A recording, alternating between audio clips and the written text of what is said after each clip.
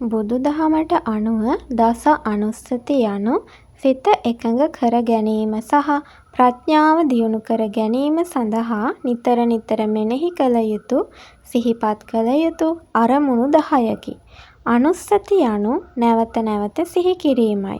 මෙම භාවනා ක්‍රම නිතර පුහුණු කිරීමෙන් සිතේ ඇතිවන නොසන්සුන්කම නැති වී සැනසීම සහ මානසික ඒකාග්‍රතාවය ළඟා කරගත හැකිය. දස අනුස්සති පහත පරිදි වේ. 1. බුද්ධානුස්සති. මෙනෙහි කරන දේ බුදුරජාණන් වහන්සේගේ නව අරහාදී බුදුගුණ නැවත නැවත සිහිපත් කිරීම. ප්‍රතිඵලය සිතේ ශ්‍රද්ධාව, ප්‍රීතිය සහ බිය නැති කර ගැනීම ඇතිවේ. 2. ධම්මානුස්සති. මෙනෙහි කරන දේ ශ්‍රී සද්ධර්මයේ ඇති ස්වාක්ඛාතාදී ගුණ 6 මෙනෙහි කිරීම. ප්‍රතිඵලය ධර්මය කෙරෙහි ඇති පැහැදීම සහ අවබෝධය ගැඹුරු වේ. 3. සංඝානුස්සති. මෙනෙහි කරන දේ සුපටිපන්නාදී අෂ්ට ආර්ය පුද්ගල මහා සංඝරත්නයේ ගුණ සිහිපත් කිරීම. ප්‍රතිඵලය සංඝ ගුණ කෙරෙහි ගෞරවය සහ සිතේ පවිත්‍රත්වය ඇතිවේ. 4. සීලානුස්සති.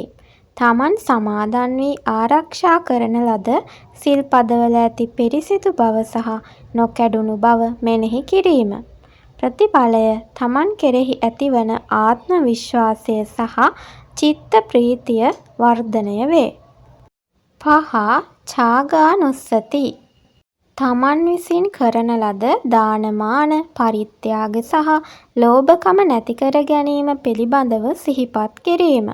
ප්‍රතිඵලය සිතේ ඇති මසුරුකම දුරු වී ත්‍යාගශීලී බව නිසා සිත සැහැල්ලු වේ. 6. දේවතානුස්සති. දෙවියන් වහන්සේලා දිව්‍ය ලෝකවල ඉපදීමට හේතු වූ ශ්‍රද්ධාව, සීලය, ශ්‍රුතය, ඡාගය සහ ප්‍රඥාව යන ගුණාංග තමන් තුළද ඇතැයි මෙනෙහි කිරීම. තමන්ගේ ගුණාංග උසස් කර ගැනීමට මෙයින් පෙළඹවීමක් ඇතිවේ. 7. මරණානුස්සති. මාගේ ජීවිතයද කවදා හෝ මරණයෙන් කෙළවර වේ යනුවෙන් ජීවිතයේ අනිත්‍ය බව සහ මරණය නියත බව සිහි කිරීම. ප්‍රමාදය දුරු වී පින් දහම් කිරීමටත් වෛරය සහ ක්‍රෝධය අත්හැරීමටත් සිත පෙළඹවීම මෙයින් සිදුවේ. 8. කායගතා සති. කෙස්, ලොම්, නිය, දත්, සම් ආදී මේ ශරීරය අසුචි, කුණු ආදියෙන් පිරිසිදු නැති දෙයක් ලෙස කොටස් වශයෙන් මෙනෙහි කිරීම.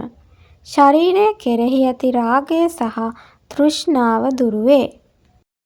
9. ආනාපාන සති. ආශ්වාසය සහ ප්‍රාශ්වාසය කෙරෙහි පමණක් අවධානය යොමු කරමින් සිත එකඟ කිරීම. සිත ඊතා ඉක්මනින් සමාධිමත් වන අතර නොසන්සුන් සිත පාලනය කරගත හැකිය. 10. උපසමානුස්සති. සියලු දුක් සංසිඳී යන උතුම් නිවන් ගුණයේ ඇති ශාන්ත බව සහ ප්‍රණීත බව සිහිපත් කිරීම. කෙලෙස් සංසිඳී යාමට සහ නිවන කෙරෙහි සිත නැඹුරු වීමට උපකාරී වේ. දෛනික ජීවිතයේදී මුහුණ දෙන විවිධ මානසික ආතතීන් සහ නොසන්සුන්කම් මගහරවා ගැනීමට මේ අතරින් බුද්ධානුස්සතිය, මරණානුස්සතිය සහ ආනාපාන සතිය වැනි භාවනාවන් ඕනෑම අයෙකුට පහසුවෙන් පුහුණු කළ හැකිය.